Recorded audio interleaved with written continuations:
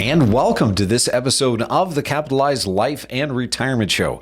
I'm your host, Matthew Johnson, president and owner of Johnson Wealth and Income Management, a retirement income source located in Clear Lake and Humboldt, Iowa, serving clients in northern Iowa and southern Minnesota. Well, how are you today? I hope you're doing well. I hope you're taking a little bit of time for yourself. And may I say, welcome to today's program. Today, we're going to be discussing something that I haven't touched on very often, but I think it's a timely topic now that we have gone through the week that we have within the market.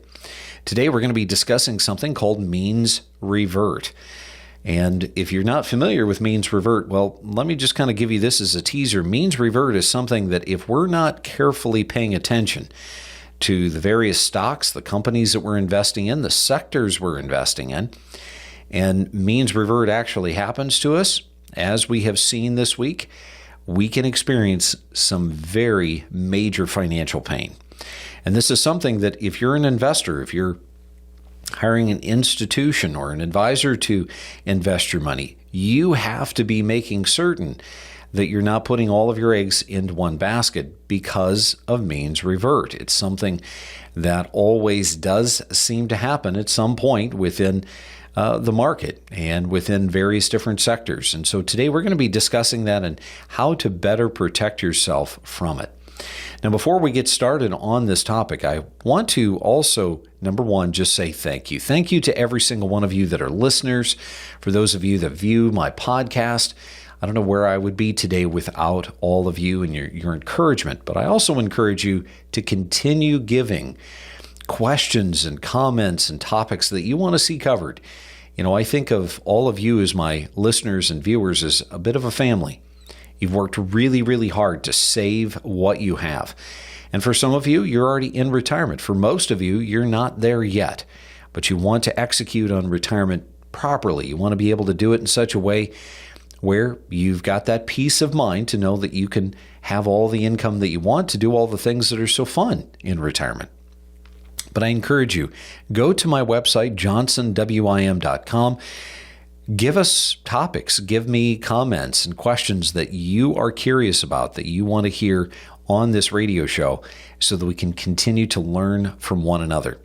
I also encourage you, get a copy of my book, The Capitalized Retirement. It's available through all major book resellers, and it's affordably priced so that you can use it as a resource to help yourself, to help a spouse, maybe even give it to one of your best friends to help them better understand how to take everything that they've worked so hard to save and turn it into income that they can have for the rest of their life without that fear of running out of money before they run out of life. I also encourage you, stay focused on continuing to educate yourself through our webinars as well as all the face-to-face workshops. All of these things are so very vital because remember what they say, it's not the things you know that hurt you, it's the things that you don't know.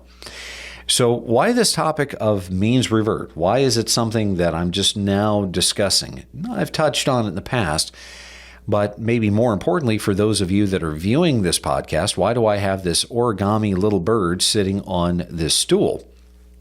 Well, if you've been paying attention to the news, you know that this week was a big week. It was a big, scary week, especially right out of the gate Monday. We all of a sudden hear a name of a company that many of us haven't heard from or heard about even, that we didn't even know really existed, called DeepSeek. And this is a Chinese-based company that all of a sudden comes out and they're touting, and not only touting, but also providing some degree of data and proof that even using, subpar microchips and subpar data, they can ultimately do everything that the American AI companies can do, the corporations. And, means revert basically is a theory that says that prices are always going to revert back to their mean. They're going to revert back to what they were prior to. Now, that may sound pretty normal, but let me tell you, human nature being what it is, we don't want to ever see prices revert back to what they were, right? Not unless it's something that we're paying for, something that we're buying. When we buy a stock, we expect that stock's going to continue to grow and grow and keep growing, and it's going to go to the moon. But you see, that's the problem. When we consider what we've discussed in this radio show just since the beginning of the year, and even at the tail end of 2024, when I discuss asset prices and I talk about price to earnings ratios, and I ask you if it's smart for you as an investor to be paying, $3 and $4 and $5 and sometimes even $6 million for an ice cream parlor that only pays $100,000 of profits? Well, the answer is obviously no. And yet, as a stock investor, we can get sucked into that same vortex. We can see prices going up and we get excited, right? It touches some part of our brain, and it gets us excited to do more. It gets us excited to pay more. And after all, everyone else is paying, everybody else is buying. I should buy even more. And so before you know it, now all of a sudden you have developed, through price increases and appreciation, but also through deposits, you have created a high degree of concentration in a particular company. Something that has created quite a bit of buzz and something that's gotten your attention, something that you've decided to buy into. Additionally, we know that this may not be company specific for you as an investor, although it is for many, especially do-it-yourselfers. There's also that idea of just investing, generally speaking, into particular sectors. And so this definition of means revert, where asset prices will eventually return to their long-term average or their mean, this is something that investors today are now feeling the brunt of. When we have a company that we've never even heard of, that wasn't even on our bingo card, and all of a sudden they come out and they tout that with very cheap chips and less data, they're able to take and do just as well, maybe even better so, than many of the companies like NVIDIA and Microsoft and Broadcom. And all of a sudden we see these companies dropping like hot potatoes, where they're losing 16 and 17% in a day or more. All of a sudden, this begins to wake investors up. You see, means revert is something that has happened historically for decades, for centuries. We can all probably pick out one company that was kind of at the top of their game. It seemed as though they were invincible. It seemed like they were never going to be conquered. They were the very best in their particular area. And everybody wanted a piece of that pie. And then all of a sudden, here comes this little innocent bird, and it knocks the first bird completely off its perch, and now you've got a new bird that's sitting on that pedestal. You see, this is means revert. And just as we witnessed in this week's market display of panic and knee-jerk reaction, this is how fast things can change. This is how fast your portfolio can be affected. And by the time that you've seen the news, by the time you've taken action to defend yourself, to be able to stop the losses, stop the bleeding, do whatever you feel is best to prevent yourself from losing more money, well, oftentimes the damage has already been done. Investors around the United States today, this week, have felt this pain. And it's also one of those wake-up calls to realize that, you know what? No single company is ever going to be able to stay 100% on the top of their perch forever. There is always those competitors that are underneath that are chipping away at the company that's on the perch. This is the game of competition. This is the game of capitalism. And may the best man win. But when you look at the numbers, it's absolutely breathtaking. In one day, over $589 billion in asset values was wiped out. That's that's billion with a B. That's $589 billion of asset wealth wiped out in one day. It's staggering. The human mind has difficulty even imagining what that is. And yet, as much as I feel sorry for investors, because it has impacted many investors across the United States, across the globe, it has affected many 401ks, many 403bs. It's still a reminder to make certain that you have diversification. Even with the NASDAQ losing 3%, even if you're an index investor, well, guess what? That was scary. With all of the gains that you've been able to enjoy over the course of, say, the last 12 months, to be able to see 3% wiped out in one day, that makes a tangible difference in a person's retirement. It makes a tangible difference in a person's portfolio. Now, of course, we also know that there's other things creating volatility. Not only are people waking up to the reality that maybe their darling of a corporation isn't always going to be at the top of their game. There's competitors that are seeking to bring those companies down so that they can put themselves on the pedestal. But we also have to be thinking about, well, the reality is that there is also in the world today the uncertainty of the tariffs. Now, we talked about this just recently, but when you think about a 25% tariff being levied against many of the corporations that many of the companies, many of the countries that our corporations look to for their goods, their services, their materials, their ingredients, it's got investors thinking about profits. It's got investors thinking about how profitable is this company? How profitable will they be in the future? Well, you may be thinking, what can you do? Well, we're coming up to our first break. We're going to take a quick break. We're going to be right back, and we're going to talk about the prudent man rule, and maybe instead of following the crowd, things that you can do to be a little bit safer, but still be able to participate in the upside growth. Sit tight. We'll be right back right after this message.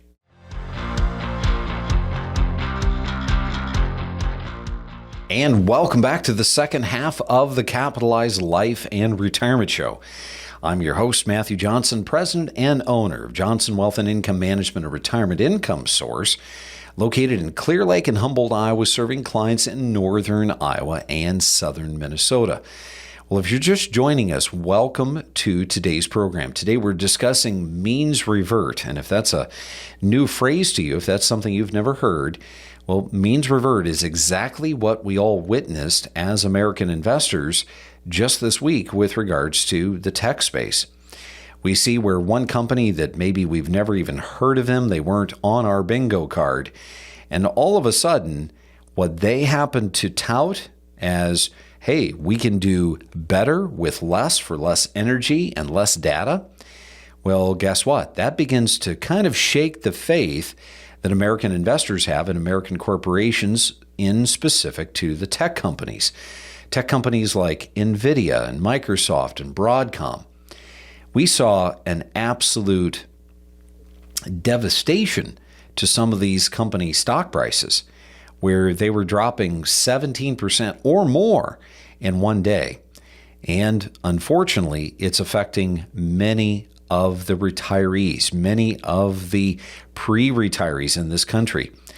But as with all things, if we learn our lesson, we're able to avoid making mistakes that so many investors do.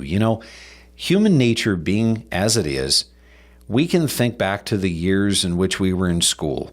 And when there was a fad, maybe it was taking and cuffing your pants real tight. Maybe it was wearing a skinny tie. Maybe it was wearing lamb chops. Whatever that fad may have been, the reality is it seems like so many people do it. And that is one of the dangers in investing. One particular sector gets a lot of hype, a lot of excitement, a lot of press. And all of a sudden, everybody starts pouring money into these companies. And at the end of the day, the more buys there are, the higher the stock goes. And it continues to go until that ice gets so thin that it starts to crumble. And this is something that I've warned many of you about. It's something that we have to be conscientious about when it comes to investing our own money or having an institution invest our money. And so not only do we want to understand the circumstances and just the sheer magnitude of the sell-off, where just NVIDIA alone ended up seeing $589 billion of asset value wiped out in one particular day. But we have to go deeper than that. We have to understand that there's always competitors seeking to knock the company that we have as a darling within our portfolio off its perch. And when that happens, all of a sudden, here comes the pain. So what are some of the takeaways? Well, number one, I've mentioned price to earnings ratios. We know that price to earnings ratios help us to be able to take something extremely big and shrink it down so that our human mind can understand it. And if you're looking at the various different companies that you're investing in and you're paying attention to the PE ratio of the company when you bought it, the PE ratio of the company today as you own it, this can be an indication as to whether or not it's getting a little too overheated. It's something that's getting a little too frothy, and it can indicate to you that you may want to start taking some of your winnings off the table. But guess what else? We have to be thinking about the ramifications of what we've seen within the tech companies and take it into consideration within just, say, the S&P 500. I've mentioned before that literally 10 companies make up literally 40% of the S&P 500. And many people would like to think that, one name within the S&P 500 makes up, 1/500th of the S&P 500, because after all, it's the Fortune 500 companies that make up and comprise that index. But that's not the way that it works. You see, these companies will take up the percentage of the S&P based upon capitalization. And when they're swollen, when they're frothy, when they've seen such a run up, and all of a sudden one bad piece of press or one comment or simply one accusation comes, all of a sudden it can cause mass hysteria. It can cause that knee-jerk panic reaction. And all of a sudden, people are fleeing by the droves. Stock prices are plummeting. And if you're not quick enough, if you're not fast enough, if you're not attentive enough, if you were on vacation, well, by the time it comes to your attention, now the damage is done.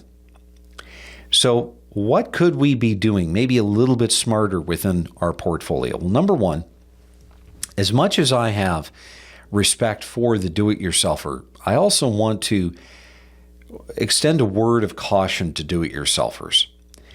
You see, the reason that so many investors, so many individuals work with financial advisors, they work with a fiduciary, is because not only is that advisor and that fiduciary to help facilitate and do for you what is in your best interest, and to do for you the things that you simply don't want to do.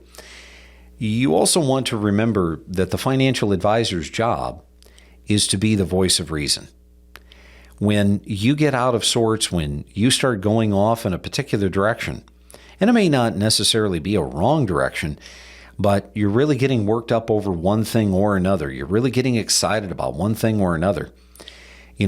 Though there are many financial advisors in the world today that are more followers than they are leaders, I want you to remember that most financial advisors do love you. They do want to take care of you as a client. And part of taking care of you is helping to advise you in such a way that they're being that voice of reason. Now, we also have to think about things like the prudent man rule. The prudent man rule basically says that we're not going to have any more than, say, 2 to 3%, maybe 4 at the most, in any one particular name. Now, why would we want such a small percentage of our portfolio in all of these names? For the exact same reason that you just witnessed. You see, when you have too much of a concentration of a particular sector, you have too much concentration in a particular company, when things go bad, they go bad quickly. And so this is the reason why As an advisor, as a fiduciary, I train and teach my clients that we want to be able to maintain that level of balance. Now, is there opportunities as a result of what we've seen? Well, I think number one, if we go back to the basics of the price to earnings ratio and we use that just as a simple marker, it can help us understand that we need to be using data to our advantage when we're investing. Yes, we need to make certain that we're balanced between various names and companies and percentages that we hold. But think about it. Think about what you're planning for. Think about what your objective will be when you get to retirement. Is it really to just have a giant bucket of money and now you're going to, in the same way that you were buying shares, now you're going to start selling shares? And you're just going to hope that the market is going to stay stable throughout the course of 15, 20, 25, 30 years of retirement? No. That creates stress. That creates anxiety. The reason that you are working so hard to save this money today is so that you can graduate from the paycheck to the playcheck. You can turn that bucket of money into income that's going to be consistent and contractual, and it's going to be there for you, providing you the income that you want so that you can maintain the lifestyle that you want. You can do the things that you want. And you see, when we think about tech companies just in general, not to say that this technology won't be with us, not to say that it's not going to be affecting the world in which we live, because it already has. And it probably will for the rest of our lives. But realize that growth companies don't pay much in the way of dividends. In fact, let's just use NVIDIA. As of right now, their dividend yield is 0.03%. Apple, 0.4%. You got to think of that dividend income as being a valuable component to you, because when you get to retirement, especially for those of you that are getting near age 73 and you've got to take a 4% distribution, and that distribution gets bigger and bigger and bigger every year that you age, as you get closer and closer to passing away. Well, let me ask you, do you want that RMD? Do you want that income that you need, that you want? Do you want it coming directly from your principal? Or would it be better if that income came to you from interest and dividends? So does this mean that, Matthew, I can't have money in tech, I can't have money in growth? And the answer is no. In fact, I would say that there is an unsung hero here. You see, while so much of the market is paying attention to the shiny tech things, and now maybe they're starting to wake up to smell the coffee, did you notice what happened to U.S. Treasuries? The 10-year Treasury, which is considered extremely safe, right? It's backed by the full faith and credit of the U.S. government. The yield went down. What does that mean? Going from 4.8 to 4.5, well, that means that there was a flee to quality. There was a flee to safety. When investors realized, holy cow, this is going to blow up in my face. I'm going to lose a lot of money. I'm going to give up the growth that I just got done spending so many months getting. Well, they took what winnings they had left off the table, and they put those things towards treasuries. Now, you don't have to go into something as boring as a treasury.